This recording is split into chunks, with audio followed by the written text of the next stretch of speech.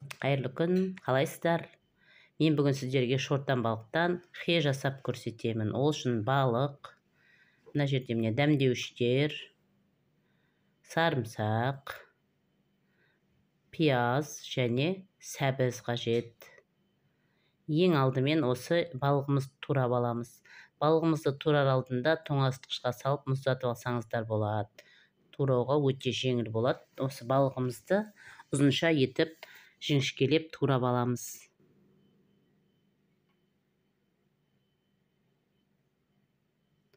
Балығымыздың барлығын осылай жіңішкетіп турап аламыз да 3 сағатқа маринаттап қоямыз. Қазір қалай маринаттау керек екен осы видео барысында көресіздер. Менің каналыма бұрын кірмесеңіздер, кіріңіздер, тіркеліңіздер, маған қолдау жасап кетіңіздер.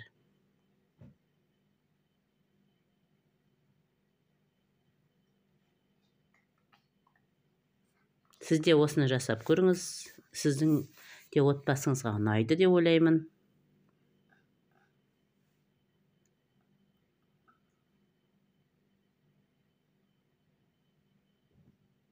Барлық балықты осылай ұзынша етіп турап алыңыздар.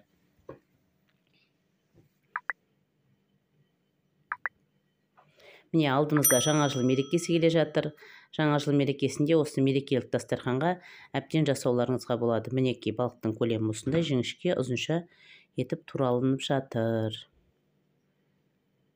Міне балығым турап болдым. Ең бірінші бір қасық қант салып жүресіздер. Қанттың пайдасы бұл жерде балықтың ащы дәмі болса алып кетеді. Одан кейін бір үлкен ас қасықпен тұз саласыздар. Және 70% сірке суы қышқылын құясыздар 2 қасық.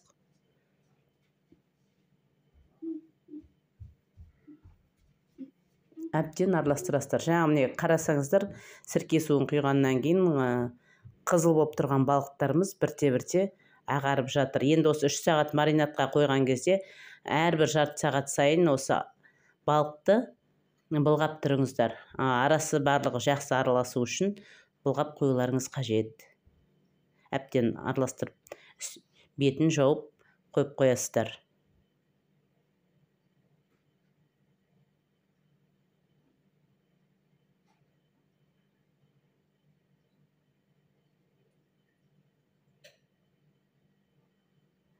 Мінекей, балығымызды араластырып болдық. Енді 3 сағат уақыт өтті, арасында былғап тұрдым. Міне қарасаңыздар, осындай балықтың суы бөлінеді. Енді осы балықтың суын, балықты суынан сығып алып тастаңыздар. Суының қажеті жоқ. Мінекей, осындай балықты суынан сығып алып тастадым.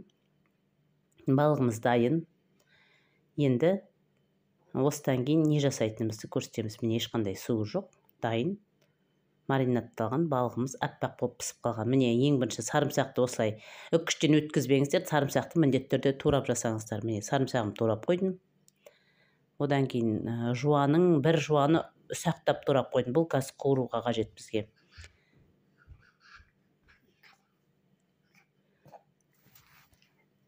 Одан кейін міне сәбізімді үккіштен өткізіп, жуамды осылай ұзынша етіп турап қойдым. Міне дәмдеуіштерім дайын тұр мына жерде.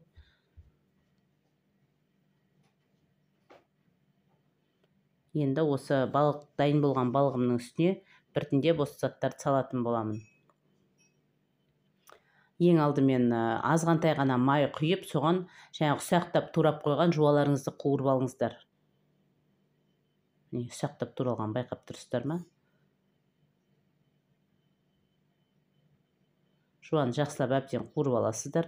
Бұл жерде майды көп құймаңыздар, себебі қазір соңында майды әбден қыздырып құямыз. Ал жуа қуырған кезде бір 2 қасық май болса жетеді. Өте көп майдың қажеті жоқ.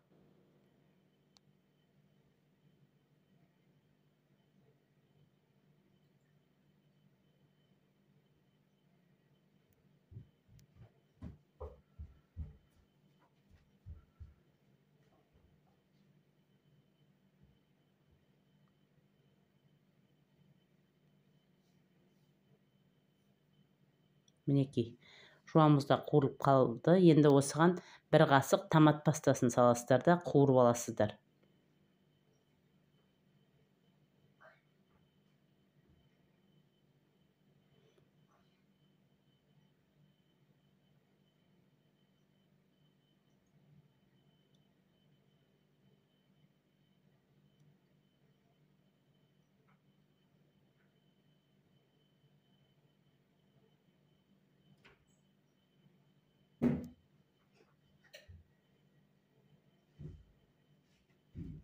Болды, міне енді бұны балығымыздың үстіне қоямыз. Одан кейін осылай күштен өткізген сәбізімізді салып аламыз. Бетін жауып осылай салып алыңыздар, бір кетіп. Одан кейін жуамызды саламыз.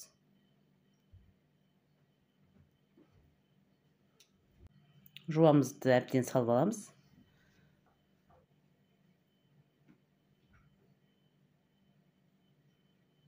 Одан кейін міне дәмдеуіштерді саламыз. Дәмдеуіштерді неғұрлым бір жерге ғана салыңыздар. Дәмдеуіштерді саламыз, және ортасын кішкене шұқырлаңыздар да осылай. Енді қалғанымыз сарымсақ, сол сарымсақты салып қоямыз осы жерге. Жалпы негізі сарымсақ, бұл салаттың сарымсағы мол болған дұрыс. Егер де ащыны өте қатты қалайтын болсаңдар, жаңағы мынау біздің дәмдеуіштеріміз қызыл бұрыш, паприка және қара бұрыш қой. Егер де өте ащыны қалайтын болсаңдар, қызыл бұрышты кішкене молырақ қылып өздеріңіздің қалауларыңызша жасайсыздар. Мінекей. Енді майымды қыздырып жатырмыз. Сол қыздырылған майды осы бірден құя салмаңыздар. Кішкенеден осылай құйып аламыз. Мінекей. Бірінші чеснокты үстіне қойдық. Одан кейін міне дәмдеуіштердің үстіне де осы қызып тұрған майды осылай бөліп ақырын құйып аласыздар.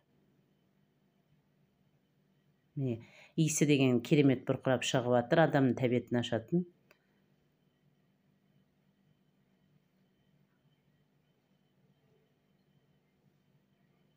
Майымызды құйып болдық. Енді осы жерде мен лавровый лист салып отырмын ғой.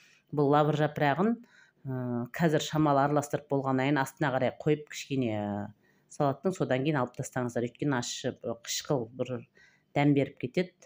Сондықтан көп ұстаудың, осы лавр жапырағын көп ұстаудың қажеті жоқ. Кез келген мерекелік дастарханға жасауға болады. Әсіресе осы жаңа жыл қарсаңында біз дастарханымызға балық қоямыз ғой. Сонда осы салатты жасауларыңызға болады.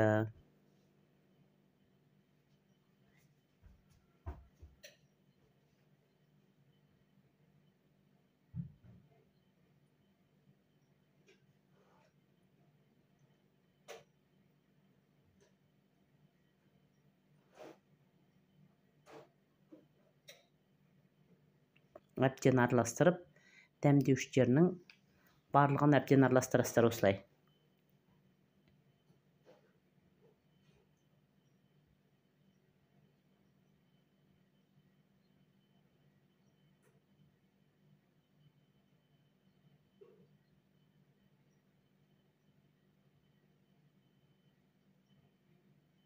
Сіздер де жасап көріңіздер, өте көп зат қажет жоқ. Жаңағы балықтың етін сүйегінен тазартып аламыз. Егер қалай оны тазартып алу керек болатын болса, менің осы каналымда балықтың етін қалай алатын туралы видеом бар. Содан қарап алуларыңызға болады.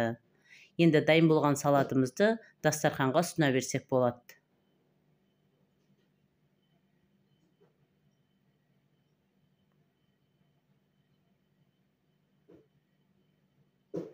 Менің каналыма тіркеліп, тағы да айтам, тіркеліп, лайк басып, комментарий жазып, ұнаса өздеріңе рецепті сақтап алыңыздар. Тек қана бұл салаттың рецепті емес, басқа да ұлттық тағамдар болсын, басқа да тағамдардың печеньелер бар, бәліштер бар, солардың рецептілерін менің каналымнан таба аласыздар. Сіздерден қолдау күтемін. Ас болсын.